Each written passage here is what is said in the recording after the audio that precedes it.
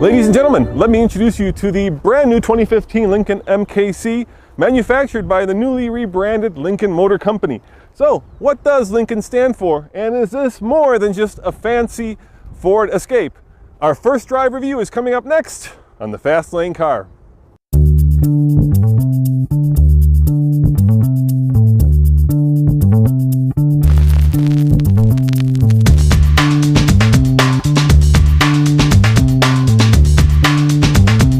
So, how does the Lincoln MKC drive? Yes! Alright, it's not a sports car, and let's face it, the people who are buying this aren't going to be taking it to the racetrack. So, in a word, fine. Everything about this car is right down the middle, including the way that the steering feels, it's a little bit light, including the way that the engine sounds, it's a little bit quiet. Yep, that's floored. I think 3,000 is all she'll let me do, at least when I'm not driving.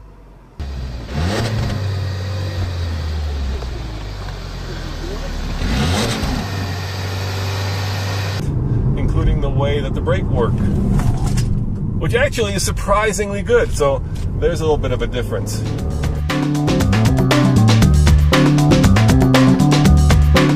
Is it better than a Cadillac SRX, Audi Q5, or a Mercedes-Benz GLK? You know, it really depends what you're looking for. This certainly has that American feel of luxury.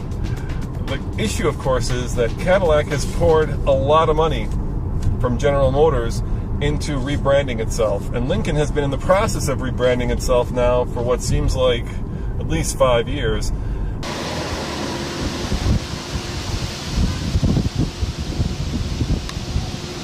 And they quite haven't figured out exactly what they stand for. What's the heart of Lincoln? So, the soul, the DNA. Yeah, I mean, obviously, yeah, we are trying to go after a different audience, right? I think, and I'm not the marketing guy, I'm an engineer, so I use my engineer speak. But, yeah, you know, the brand has aged over the years, right? And we've let it. So we're going after a younger demographic, but we're not going after your 20, 30-year-old. That wouldn't make sense. But it's a much more sporty, dynamic, engaging drive. All of the vehicles we want to do are very engaging, right? We don't, you know, it's not back to town cars that pass, right? Which is anything but engaging. Now that actually quite sold well for its demographic. Yeah. But we're definitely trying to change the market.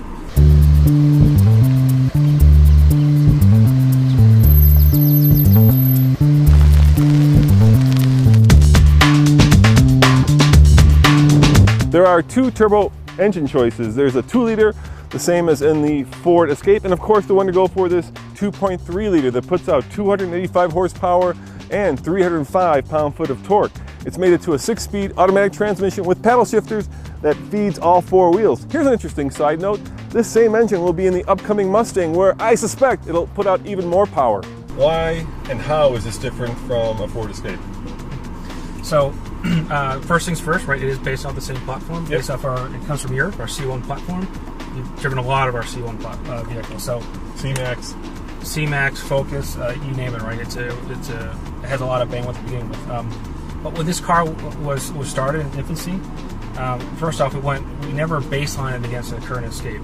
We went against the competitive set, our European X3, the GLK. Style-wise, Lincoln MKC certainly doesn't look like a Ford Escape, but the styling in general is conservative, it's understated.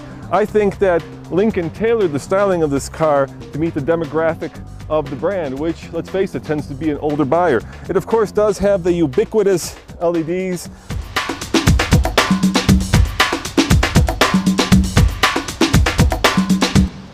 And it does have that kind of understated styling that won't necessarily make you look twice at a shopping mall, but won't offend either. And at $36,000 base price and as tested $50,000 MSRP, you also get a lot of technology, including adaptive cruise control, active park assist, lane keeping system, even heated rear seats. But overall, it's a very comfortable car to spend time in. I could see crossing the country in this and not feeling tired. It's also very quiet in here. Lincoln is, of course, a luxury brand, and this car reflects that fact. Perhaps one of the best parts of the new MKC is the interior. Everything you touch feels soft, the steering wheel is thick, the controls are relatively easy to use, and of course it has Ford's ubiquitous sync system, which, well, you know our feelings about that. You either love it or you hate it. Perhaps one of the most unusual features of this car is the fact that it has a push-button transmission. So you push drive for drive, S for sport mode, and then if you really want to get frisky, you've got the paddle shifters to change gears. It's a little bit weird, kind of like the Jaguar's hockey puck transmission, but after a while you do get used to it.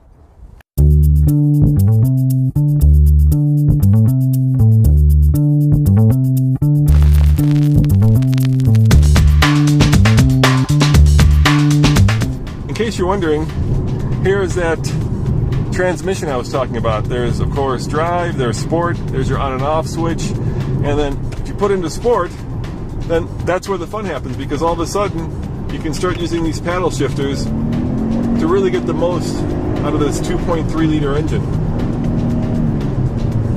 You know, are people going to be driving a car this fast? I don't think so. But can you drive it this fast? Yeah, you can drive it this fast. Because it's a natural question. Some people thought take an Escape and add Lincoln on top. Right. Well, you're going to get badge engineering again, and we've done that in the past, and didn't do so well, did we? So we really, from here, we created what we wanted to do. So how is it better?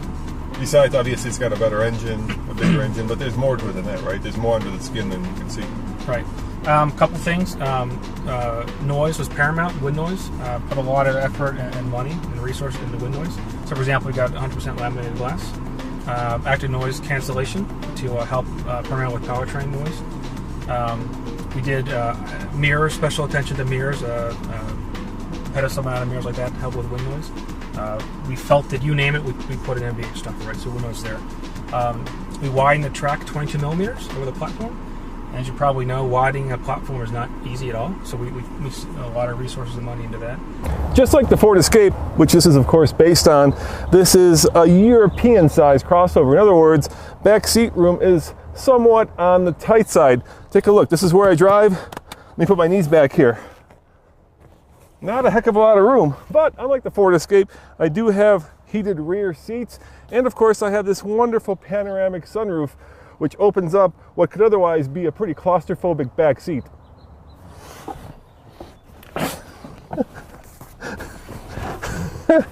Yes, your feet can get trapped in the MKC if you're a bigger guy like me.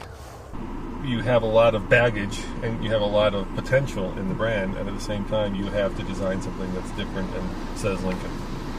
Yeah, and again, as an engineer, when I look at a design or how they design a car, I'm somewhat fascinated in all of how they do that. How do you bring the old to new without making it look like you did that? And yet, when they're designing something, they're still looking 5 to 10 years out in the future. I've always hats off to the design team how they do things like that. They say imitation is the most sincere form of flattery. So let me show you something. The MKC has this new clamshell rear door, which means that these lights are incorporated into the back of the car. Does this remind you of anything? Perhaps an Audi Q5? As automotive journalists, we always like to have a headline. For instance, the new Mustang, the most powerful Mustang ever. Easy automotive headline.